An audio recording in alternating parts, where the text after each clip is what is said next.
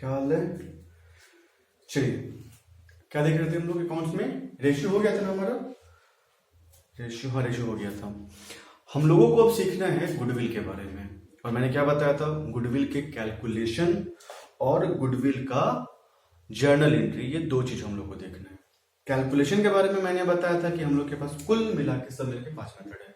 ऐसे एक का दो और एक का दो होता है, इसलिए ब्रॉडली देखा जाए तो 3 मेथड है।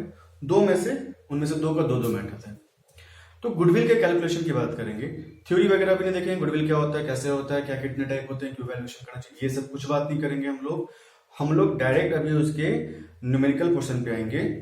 थ्योरी पे अलग से वीडियो में बना दूंगा, इस पूरे चैप्टर का एडमिशन का पूरा थ्योरी में अलग से वीडियो बना के दे दूंगा। और कई सारी थ्योरी तो ऐसे पाते पाते क्लियर हो जाती है।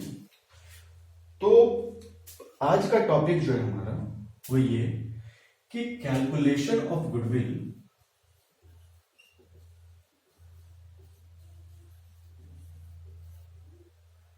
By average profit method.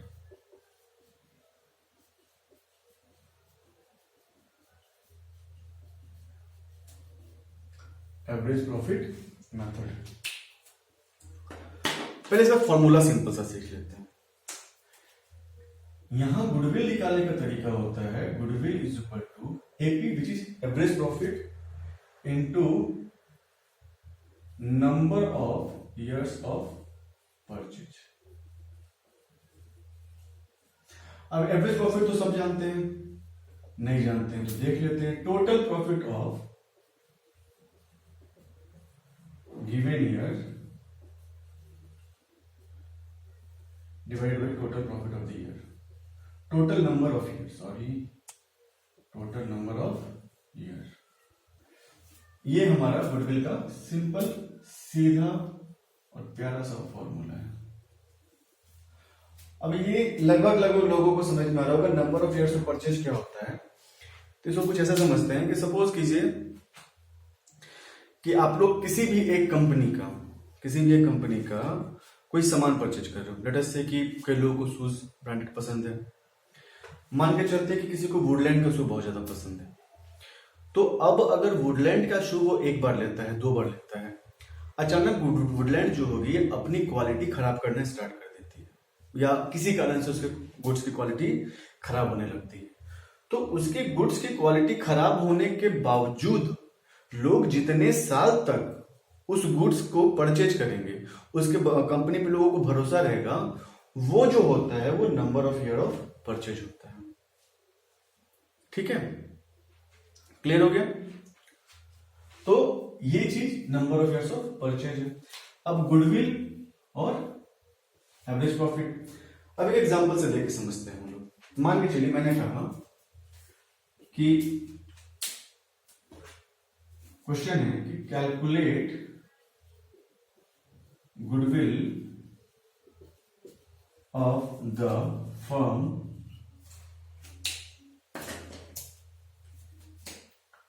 From following information.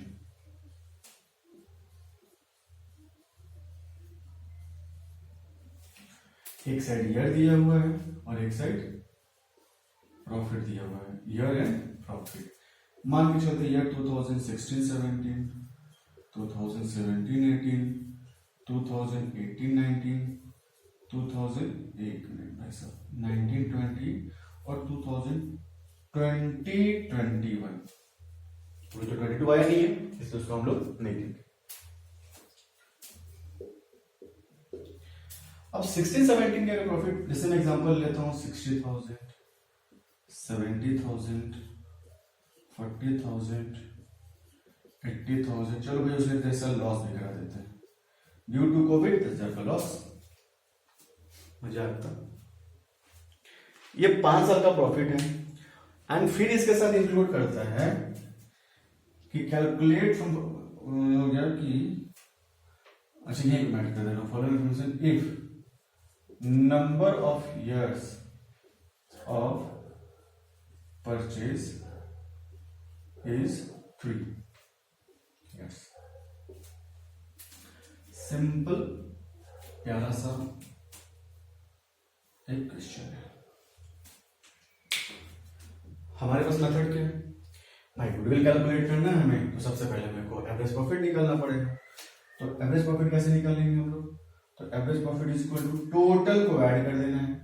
तो जो प्रॉफिट है पहले साल का 60,000 तो हमने 60,000 लिया, दूसरे साल का 70,000 तो हमने 70,000 लिया, तीसरे साल का 40,000 है सो 40,000, चौथे साल का 80,000 है तो 80,000, और पांचवें साल का लॉस है तो लॉस को हमें क्या करना है, माइनस कर देना है, और डिवाइडेड बाय 5। अब इनको ऐड करना है, 7 6 13 4 17 8 25 minus 10 24 which is 2,40,000 divided by 5। तो 5 4 जा 20 and 5 8 जा 40। सो ये हमारा average profit and goodwill is equal to 48,000 into number of years of purchase which is 3, तो into 3 000 8 3 जा 24 4 3 जा 12 and 2 40 44,000। ये हमारा गुडविल है। विश्वास मानिए इतना इजी क्वेश्चन आपके एग्जाम में नहीं पूछेगा, ठीक है, ये बेस तक ठीक है, लेकिन इतना इजी क्वेश्चन पूछ दिया तो समझिए कि आज दिन अच्छा था जो इतने इजी क्वेश्चन गुडविल से कम आपसे पूछ देगा। यहां पर जब गुडविल का कैलकुलेट करते हैं तो दो कॉन्सेप्ट आता है, और दो कॉन्सेप्ट का दो वर्ड, नॉर्मल और एबनॉर्मल। ये एबनॉर्मल, एक होता है इसमें कि नॉर्मल प्रॉफिट और abnormal profit, normal expense and abnormal expense. तो ये समझ लेते हैं नॉर्मल एबनॉर्मल होता क्या है, किस आधार पर, किस बेस पे हम किसी एक्सपेंस को नॉर्मल कह रहे हैं और किसी एक्सपेंस को एबनॉर्मल, या ये बात हमारे प्रॉफिट के साथ भी लागू होती है।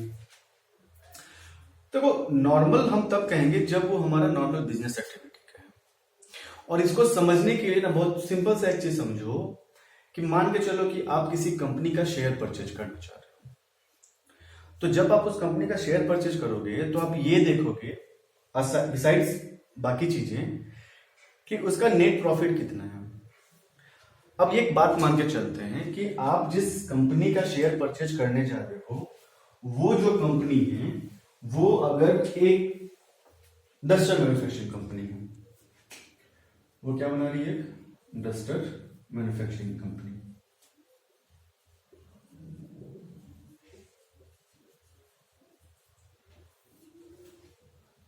जब आपने ये देखा कि उस कंपनी का नेट प्रॉफिट जो है 1 लाख रुपए है, आप खुश कि अरे वाह इसमें तो 1 लाख रुपए का प्रॉफिट जुड़ा हुआ है। लेकिन आपको एक इंफॉर्मेशन और पता चला कि इस 1 लाख में profit including by sale of fixed assets, कोई भी फिक्स एसेट्स, मैं यहां पर लिख दे रहा हूं, कोई भी फिक्स एसेट्स होगा, लेट अस से फर्नीचर, कि फर्नीचर बेच उसको क्या हुआ है ऑफ ₹70,000, फर्नीचर बेच के, पुराना फर्नीचर बेच उसको 70,000 का फायदा हुआ है। बड़ा इम्प्रैक्टिकल से एग्जांपल ले रहा, लेकिन चलो कुछ भी हो सकता है, फर्नीचर की जगह लैंड मशीन कुछ भी हो सकता है। फर्नीचर बेच के 70,000 फायदा नहीं होगा, खैर, लेकिन बस मान लेना है कोई भी फिक्स एसेट्स हो सकता है वहां पे। तो एक्चुअल उसका मेन बिजनेस जो है, उस बिजनेस से उसको प्रॉफिट कितना होगा, तब तो उसके प्रॉफिट क्या होगी, सिर्फ 30,000 होगी ना। अब आप बोलोगे सर वो प्रॉफिट, नेट प्रॉफिट में 1 लाख क्यों दिखा रहा है, क्योंकि जब हम लोग profit and loss account prepare करते हैं, अगर किसी ने पढ़ा है 11th में तो ठीक है, नहीं पढ़ा है तो कोई दिक्कत नहीं है, छोटा तरीका भी बता दूंगा इसको याद करने का। उसमें क्या होता है जब प्रॉफिट लॉस अकाउंट प्रिपेयर करते हैं, ये 70,000 उसके इनकम में शो किया जाता है। प्रॉफिट लॉस अकाउंट का जब आप फॉर्मेट देखेंगे पीएल अकाउंट, तो यहाँ पर्टिकुलर अमाउंट इस तरीके से जब आप देखेंगे तो यहाँ लिखा आता है by profit on sale of fix assets, और यही प्रॉफिट ऐड होकर यहाँ आ जाएगा। लेकिन हमें गुडविल कैलकुलेट करना है, तो किसी भी कंपनी का गुडविल जो होता है दरअसल मार्केट में उसका इमेज होता है, रेपुटेशन होती है। तो उस कंपनी का रेपुटेशन इस बात पे बनेगा कि वो उसका मेन एक्टिविटी है, उस एक्टिविटी से कितना फायदा कमा रहा है, ना कि इस बात पे कि वो अपना एसेट्स बेच के कितना फायदा कमा रहा है। या इसका दूसरा पहलू भी उतना ही अच्छा है, सही है। मान के चलो कि किसी कंपनी को लॉस हो गया, किसी कारण से लॉस हुआ, हम मान के चल रहे 7,000 का ये लॉस है, लेकिन एक इंफॉर्मेशन पता चला कि भाई उस कंपनी का ना 20,000 का जो गुड्स था, स्टॉक था, वो फायर में क्या हो गया, जल के बर्बाद हो गया और बेचारे को कोई इंश्योरेंस नहीं मिला।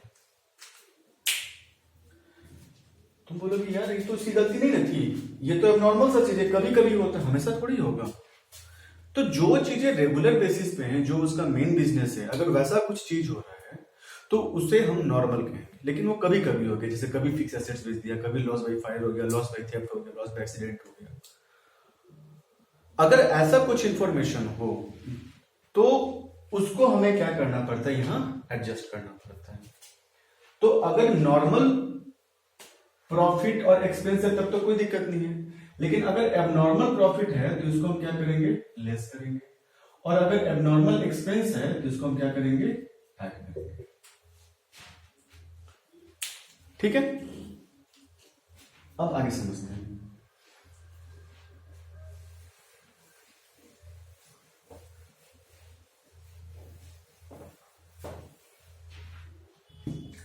यहां तक हमने देखा कि एबनॉर्मल को कैसे ट्रीट। एक एग्जांपल में, अब जैसे सपोज करो मैं इसी एग्जांपल को लेके चल रहा हूं, ये सेम क्वेश्चन है, यहां पर मैंने कह दिया पहले टाइप में क्वेश्चन आपको मिलेगा कि इंक्लूडिंग एबनॉर्मल लॉस रुपीज 3,000, यहां बोल देगा कि इंक्लूडिंग एबनॉर्मल गेन रुपीज 10,000। यहां पे एक स्टेटमेंट छोड़ दिया, सपोज कीजिए यहां पे बोल रहा है इसको लेकर कि इंक्लूडिंग लॉस बाय फायर 30,000। तो एक्चुअल में इनका प्रॉफिट कितना हो रहा है, इसके लिए हमें क्या करना होगा कि इनका एक एडजस्टेड प्रॉफिट निकालना पड़ेगा। तो यहां पे हम क्या करते हैं, देखो एडजस्टेड प्रॉफिट निकालते हैं, यहां लिख देते हैं ईयर कितना है, 2016 17, 2017 18, 2018 19, 2019 20, 2020 एंड 21, ये वो हमारा ईयर। ठीक है, उसके बाद हमें क्या देखना है, यहां प्रॉफिट। तो इस साल का प्रॉफिट कितना है, 60,000, और 60,000 में हमारा बता रहा है कि एबनॉर्मल लॉस इंक्लूडेड है, और मैंने क्या बताया कि एबनॉर्मल लॉस जो होगा उसको उस साल के प्रॉफिट में ऐड कर देना है, तो ये ऐड हो जाएगा। सेकंड बता रहा है 17 18 का कि हमारा प्रॉफिट कितना है, देखो हमने 70,000 ले रखा है ना, तो ये 70,000, और इसमें क्या बता रहा है कि एबनॉर्मल गेन है, अच्छा गेन है तो इसको हम माइनस कर देंगे, कितना गेन है 10,000, सो 10,000 विल बी सब्सट्रैक्टेड। 2018-19 में कुछ नहीं बोला है तो उसको एज इट इज छोड़ देंगे, लो बाई 40,000 ही रहेगा, इसमें कुछ नहीं, जीरो। 19-20 में भी कुछ नहीं है, इसमें भी कुछ नहीं है, तो कुछ जीरो कुछ प्लस नहीं, सब बराबर बात बराबर छोड़ देना ऐसे ही। लेकिन 2021 में ये ऑलरेडी माइनस में था, कितना लॉस 10,000, तो 10,000 है, यहां पे बता रहा है कि including loss by fire 30,000, abnormal loss है तो प्लस 30,000 कर देंगे, और उसके बाद हम एडजस्टेड प्रॉफिट यहां पर क्या करेंगे, निकालेंगे। तो 60 एंड 3 63,000, 70 माइनस 10 60,000, ये 40,000, ये 80,000, और minus 10 plus 30 which will be 20,000 positive में। अब इनको अगर हम ऐड करेंगे तो 80 20 1 लाख 2 लाख 63,000, अब जाके ये हमारा एक्चुअल टोटल प्रॉफिट निकला,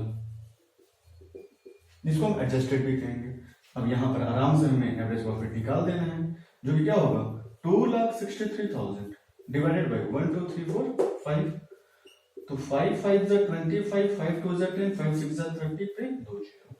अब गुडविल इक्वल टू इसी एवरेज प्रॉफिट से मल्टीप्लाई कर देंगे क्या, नंबर ऑफ परचेज ईयर्स या years of purchase, average profit है हमारा 52,600 इंटू हमारा नंबर ऑफ ईयर परचेज में कितना लिखा है, तो 3 ईयर लिखा है ना, तो 3 0 0 6 3 18 3 2 6 1 7 and 5 3 15, ये हमारा प्रॉफिट निकल गया। ठीक है, यहां तो कोई दिक्कत नहीं होने की चाहिए।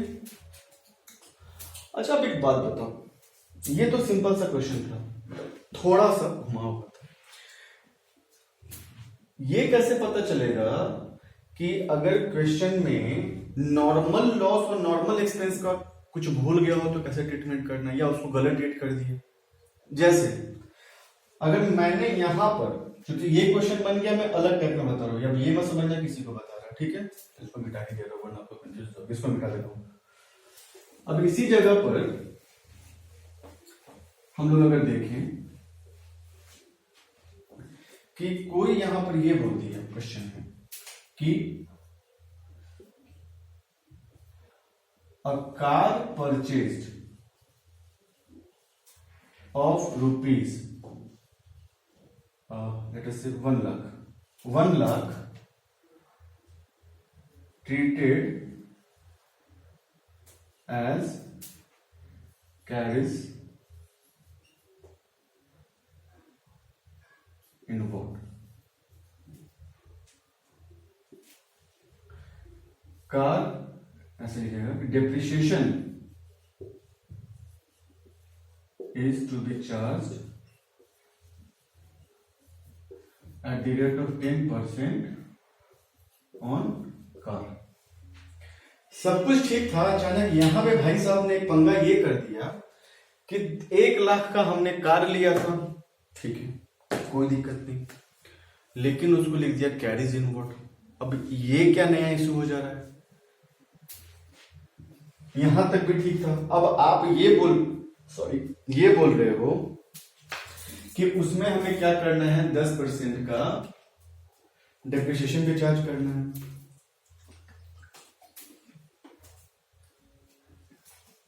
कैसे करेंगे काम, कुछ तो